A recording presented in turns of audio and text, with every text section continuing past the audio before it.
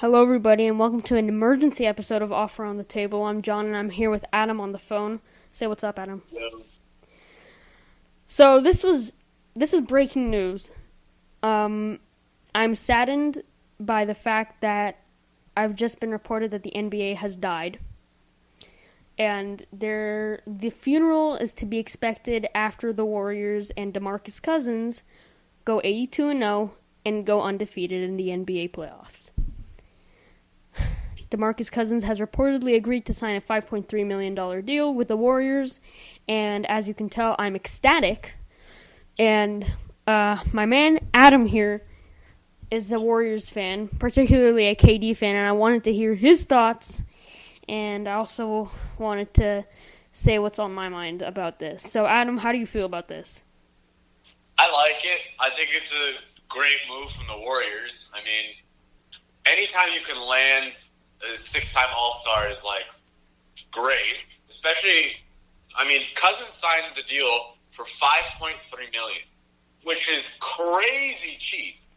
So, if you're the Warriors, you're sitting pretty right now. You've got a starting lineup built of only All-Stars, and alongside that, you're paying nothing for the last one.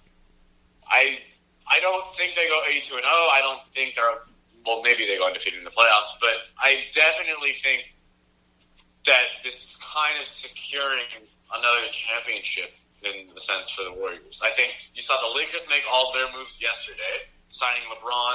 Then, they came back today. They signed Rondo, Lance Stevenson, JaVale McGee, all of it.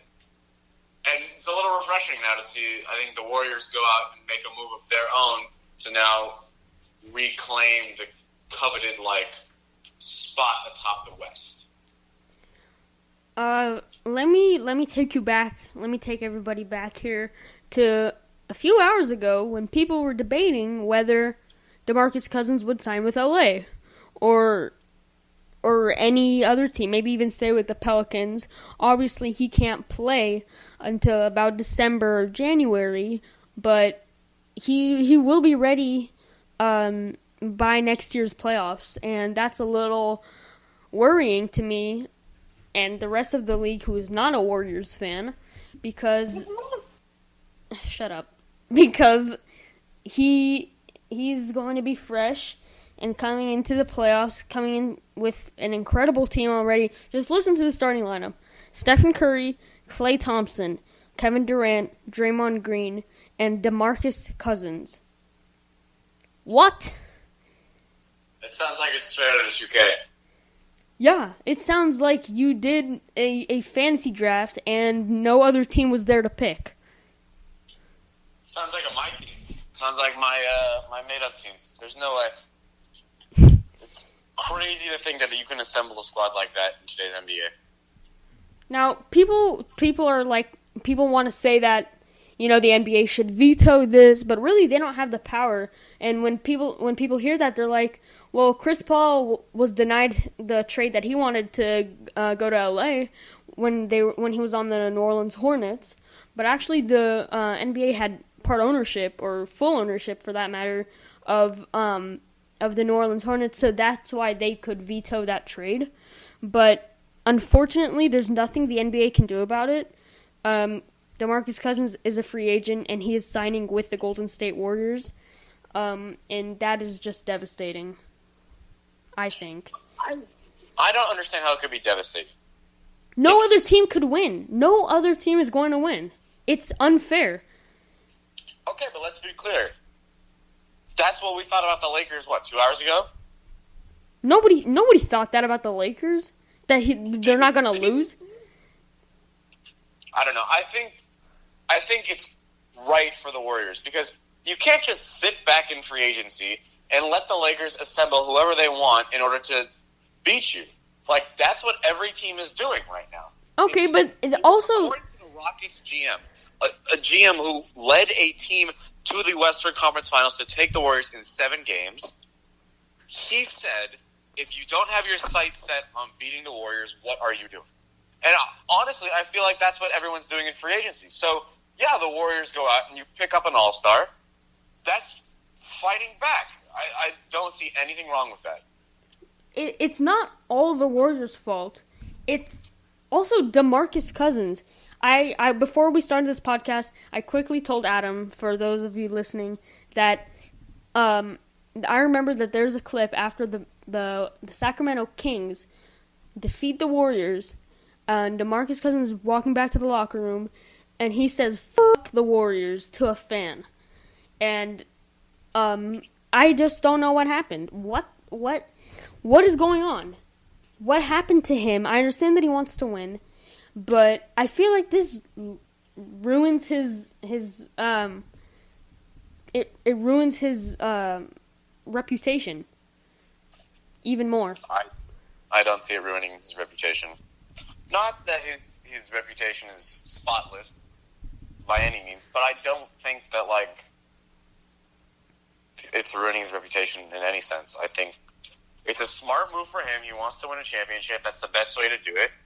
And I don't think you can make the argument that he wants money because my man signed a $5.3 million contract. That's clearly not his top priority because he knows he can get that money, but he wanted to go to a team that will win right now. I don't know if he. I don't understand that. How could you be upset with a guy wanting to win a championship? I think just the way that it happened was not. You do make a good point. It's just that it's so deflating for everybody, really. Everybody who's trying to go to a team to win, trying to go to a team to compete. Like even the Rockets. The Rockets have no chance now. That's not true. That is completely true. Okay, let's see the matchups. I mean, Clint Capella is clearly not better than DeMarcus Cousins. Capella's a free agent, bud. Okay, well, I have.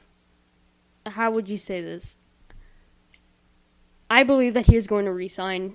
You know what? If the Warriors fucking sign Clint Capella, I'm going to flip my shit.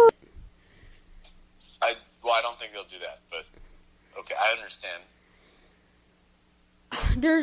They're kind of taking away the league's talent. It feels like. I completely disagree with that. Do you realize it's not like the Warriors have this, magic spell where all of a sudden it's like, okay, you will now play for us. Like it's nothing of the sort. Players it kind of feels.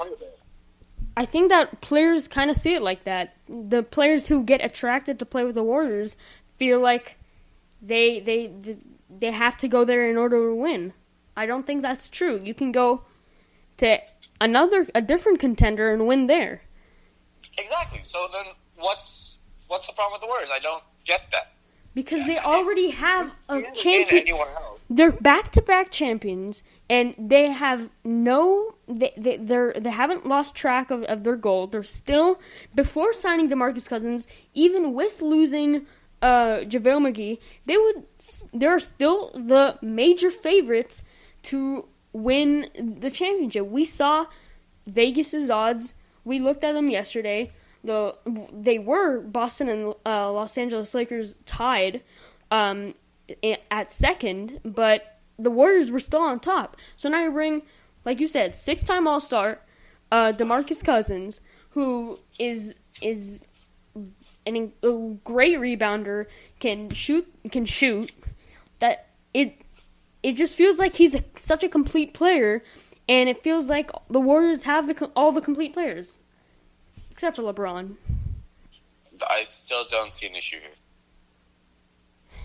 The issue is that there's no chance for anybody else. Okay, but you can't blame anybody for that. That's just, one, great coaching from the Warriors and, even better job from the management to recruit good players. And draft, the Warriors essentially built their 2015-2016 championship team through the draft and through signing free agents. And I think that's what they're doing now. It's just it's the way the league works now. And they're doing it better than anyone else can. So who's next? We'll talk about who's the next champion, not this year, but after the Warriors, who could it actually be? But who are they going to sign next? because there are still a lot of free agents who want to win right now. Are they going to have to make the roster spots more? Have to make more roster spots in order for the Warriors to be able to sign all these good players? No, I think that's crazy. But what I do think, it's like, how do I explain it? Here, give me a second. Go ahead. Speak your mind. Because I know you're furious about this.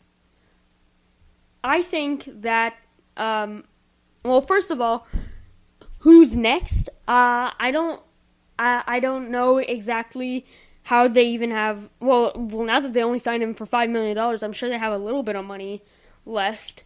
But that's what I don't think that it is about who's next. I think for the Warriors, you're filling places, right? You're filling spots. You lose McGee, you go out, you sign a center.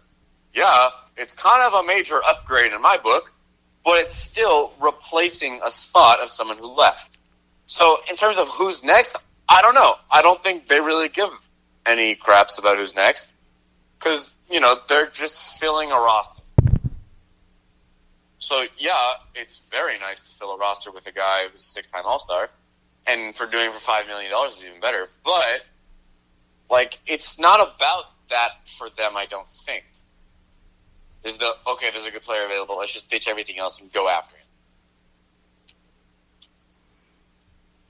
All right, so having said that, what do you think, how long do you think it will take until this team is not a championship team anymore?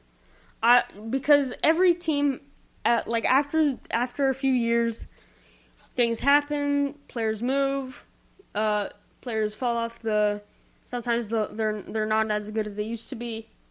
How long before the league starts seeing other winners? I don't know. I really don't. I think it will depend not on this season's offseason, but next season. I think the LeBron move is an important one, but I think the Paul George re-sign is big.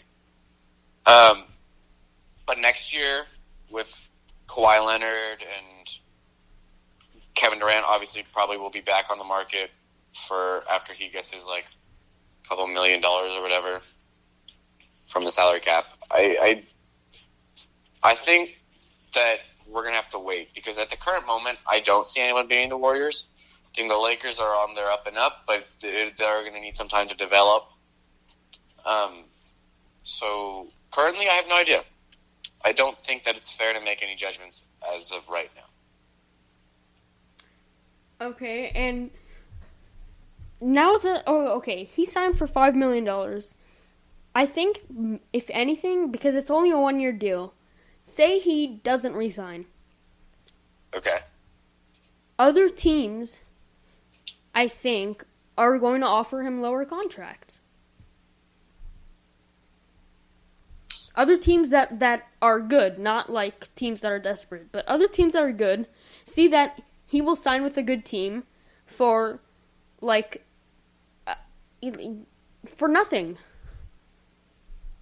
But I think at some point, this clearly was about winning a championship, which is pretty blatantly obvious because he took a major pay cut. So, are you talking about going back now as if he were to be okay, now I'm back, I want more money? Yeah, because he still has. I want my old money back. I think he still has a lot of years left in this league, and I think this will be a major L. Sure, you won a championship, but you're not making any more money for the rest of your career. What was his contract before this? He was making a substantial amount of money, I'm sure.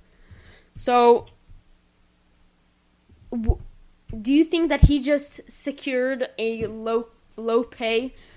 relative low pay for a player of his caliber for the rest of his career? No, I don't. I don't think that's fair to say. Do you think that he will make he can go back to making more, or maybe even getting a max contract again? I think it depends on how he plays.